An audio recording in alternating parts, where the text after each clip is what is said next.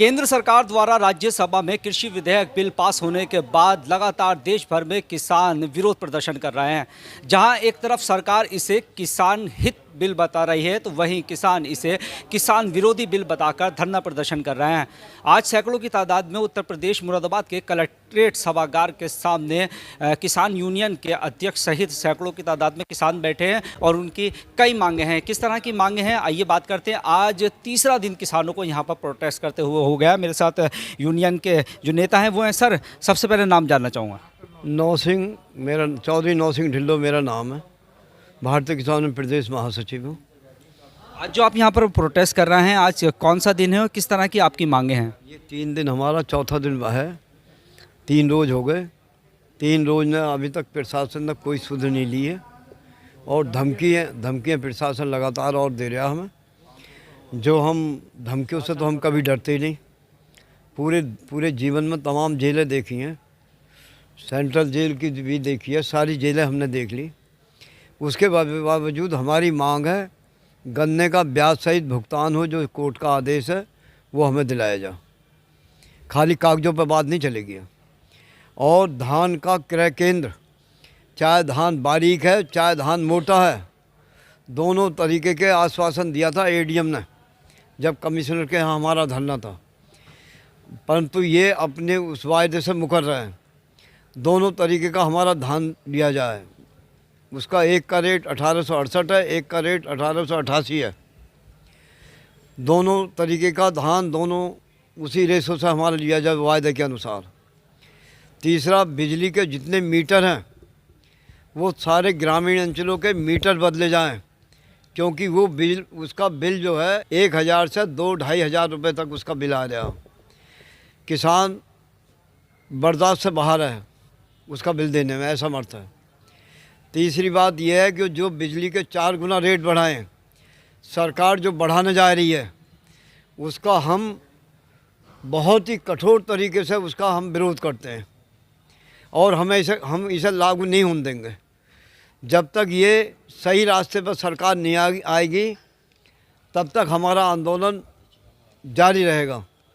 7 तारीख में मुजफ्फरनगर में बहुत बड़ा आंदोलन है हमारा, जो राष्ट्रीय स्तर से आह्वान किया जाएगा, उसका हम अक्षर से पालन करेंगे सभी लोग।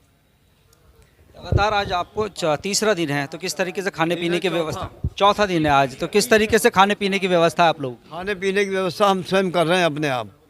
पहले दिन इतनी बड़ी गंदगी थी, जो सरकार स्वच्छता का अभियान चला रही है, इतनी भारी गंदगी थी कि वो जो इन्होंने फ्रेश होने के लिए एक व्यवस्था की थी, शौचालय, सुलभ शौचालय, वो इतना गंदा था कि कोई आदमी उसमें अपना मतलब नहीं जा सका।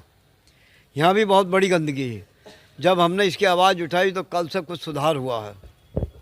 बाकी हम खाने की व्यवस्था अपने आप कर रहे हैं और हम हमारी स्तर बिस्तर जो भी व्यवस्था है वो हम अपने आप कर रहे हैं। प्रशासन की धमकी भी सहन कर रहे हैं।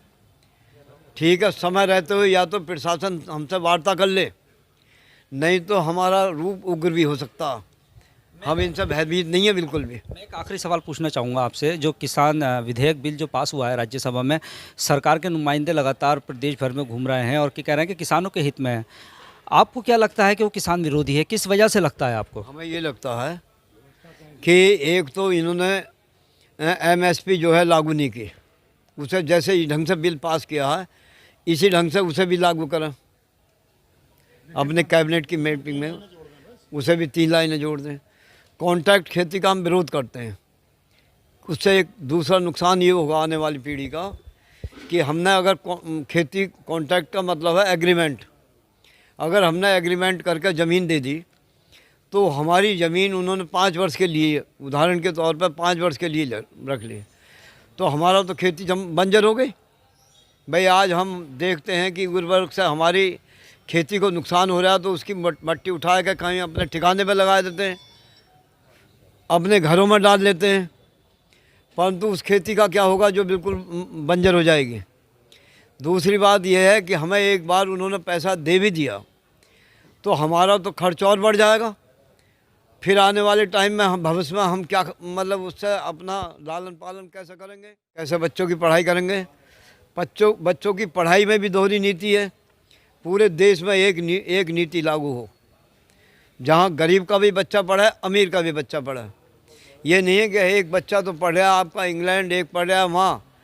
किसान नहीं बर्दाश्त करता उस खर्च को, करेगा ही कहाँ से भाई। गन्ने का भुगतान नहीं होता, गन्ने का एक पैसा इन्होंने नहीं बढ़ाया। ये सरकार तो ऐसी निकम्मी सरकार हो गई कि किसान ये विचार कर रहा है, आज की तारीख में घर बैठ कर भी विचार कर रहा है कि आखिर हमारा कल का भविष्य आने वाली पीढ़ी का होगा क्या। इतना किसान घाटे में है। हम अपने बच्चों को पढ़ा नहीं सकते, आज की तारीख में हम अपने बच्चों को अच्छी शिक्षा नहीं दिला सकते। हाँ जी। कब तक आपका प्रोटेस्ट जारी रहेगा ये? हमारा ये आंदोलन जब तक जारी रहेगा जब तक हमारी समस्याओं का समाधान नहीं होगा। 7 तारीख में बहुत बड़ा आंदोलन मुजफ्फरनगर में है। जैसा भी वहाँ से हमें जो आदेश मिलेगा उसी तरीके से इस आंदोलन को ग्रुप में और भारी संख्या में हम इस आंदोलन को चलाएंगे, उसमें सक्षम है। जी बताएं। जब सरकार ने 3 अध्यादेश ये पास करे हैं किसानों के लिए, तो ये जो सरकार जगह जगह इलेक्शन हो रहे हैं तो इन पर वोट क्यों नहीं मांग रही? भाई ये वोट मांगा है, ये किसानों के बीच में जाकर कहे कि मैंने इतने बढ़िया तुम्हारे लिए अध्यादेश लाया हूँ, आप मुझे अच्छा है, आप मुझे वोट दो। अगर ये अच्छे अध्यादेश होते, इस चीज़ को ये मानते तो इसको लाते नहीं लाते पब्लिक में कि साहब इसके आधार पर हमें वोट दो। इनको खुद को खतरा है, खुद ये समझ रहे हैं कि हमने गलत करा है, इसलिए इसको वोट नहीं मांग रही है। तो हम कैसे इसको स्वीकार कर लें भाई? ये सरासर किसान के साथ में धोखा है, और ये ऐसा धोखा है कि इनको हर एक इलेक्शन में ये ताज़ा इसकी याद जो इनको हम दिलाते रहेंगे। एक बात और है इसमें, अगर जैसे आपने अभी कही थी कि गांव-गांव जो जा रहे हैं, अगर ये सरकार सही रास्ते पर नहीं आई तो हम इन्हें आने वाले टाइम में गांव में नहीं घुसने देंगे। कुल मिलाकर भारतीय अर्थव्यवस्था में रीढ़ की हड्डी कहलाए जाने वाले किसान बदहाल हैं और आज तीसरा यानी चौथा दिन है जो मुरादाबाद के कलेक्ट्रेट पर किसान बैठे हैं, धरना प्रदर्शन कर रहे हैं। आगामी 7 तारीख को मुजफ्फरनगर से एक बड़ा बिगुल बजने की तैयारी है। कैमरा पर्सन फरजीन खान के साथ अब्दुल वाजिद, अमृत विचार, मुरादाबाद।